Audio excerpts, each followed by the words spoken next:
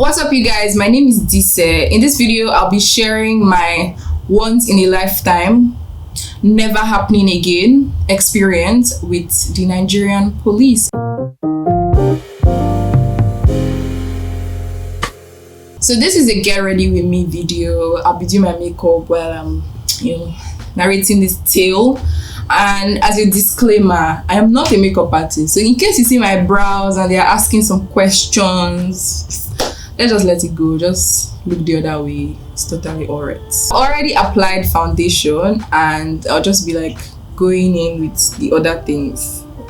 This story starts off on this amazing day because it was my friend's birthday and the plan was to go and have dinner at a restaurant, like a bunch of us. I think we're about 4 or 5. To have dinner, just have like a nice time, just vibes and inshallah, basically. The truth is that we were late. I think we left school around like 10 p.m. Maybe 11 actually. We left school around like 11.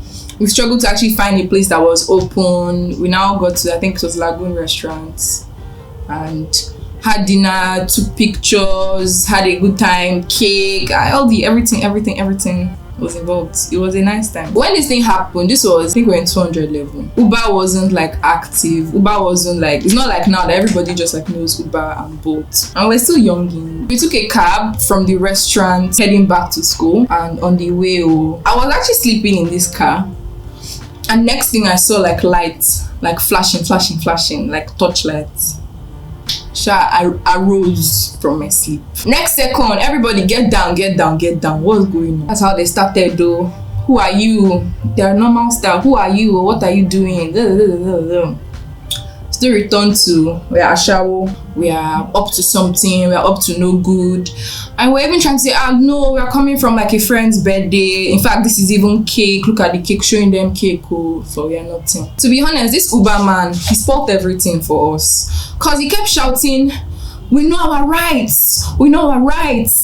See, as far as I'm concerned, in this country, you don't have rights at 2 a.m. Like, you don't have rights at 2 a.m. Let's just be real. You actually don't have rights at any time.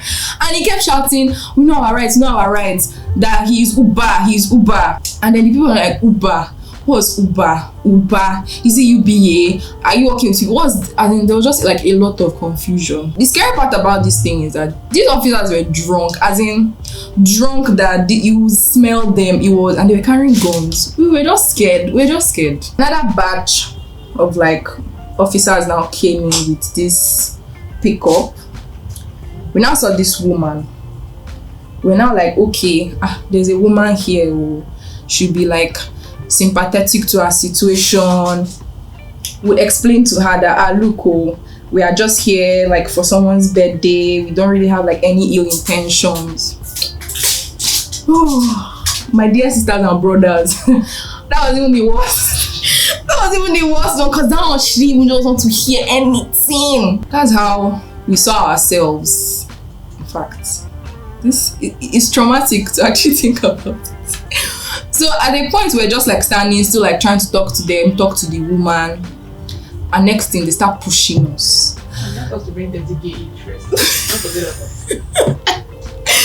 They asked us to bring like 30k each. You know what? Let me not even scatter this story. So we're now standing, just like still trying to negotiate with them that what are we doing? And these people vexed though. They just like pushing us so that we should go and enter one bus that was like parked at the corner, like all these normal downfall now. Enter this downfall. I was just looking like, so I'm now a hoodlum. Because the people that I saw there that were sitting with us, they were hoodlums. Like this is the level we are operating at now. We are criminals. Carried us to station. We should come and write statements. There are people that are writing statements. 200 levels today. How do you even know, sir? My friends now had to go and like speak with them on the side and negotiate. Start crying, begging. Finally, we now agreed to collect 5,000 naira. This is our trauma. was for 5,000 naira. See, my problem is I don't support crime. I don't support crime or anything, but I feel like from the beginning, if this our Uber driver just like had sense and just like probably just dropped small money with them, and I mean, we wouldn't have gone through this whole thing. The worst part, this man, we had to bail him. Like, we had to bail the Uber driver. Like, why are we bailing you after all your rights? Like, at the point, the police people are not even like, okay, that we should pay them more money. That they'll call one of their drivers to come and drop us. We just didn't even want anything to even just do with them again. Like, we're fed up. After leaving the cell, getting to the gates, the ones at the gates refused to open gates that we should pay them. To God be the glory. The end, that we not sleep inside cell. So yeah, you guys, finishing the story, I don't want to just leave you like that. Like, I want people to actually, get some things from the story. Safety is important. Like, safety is so important, especially in this country where, well, you people know now, you know how it is. In as much as we want to like have a good time, I think it's great that we avoid staying out so late in like situations that will just compromise you. Because if we're not out late and we're just like unfortunate, I guess, to just be in that place at that time with those people. But if we're not out late, it would have been avoided. And I know that it's not entirely possible to like tell people not to like move around at night, but if you really can avoid late night movements, then it's best. If you're going out alone at night or even anywhere, it's good that you share like your live location with your friends, or like people should actually know where you're going to. And then if you can, please have vex money. Like, vex money is always important, because imagine being in this situation and then you didn't even have money to just like negotiate with these people and bail yourself. You'll be in. Thank you for watching this video, but before I leave, let me just leave you with a food for thought.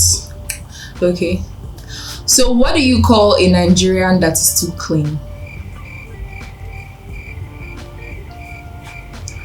Hygienist.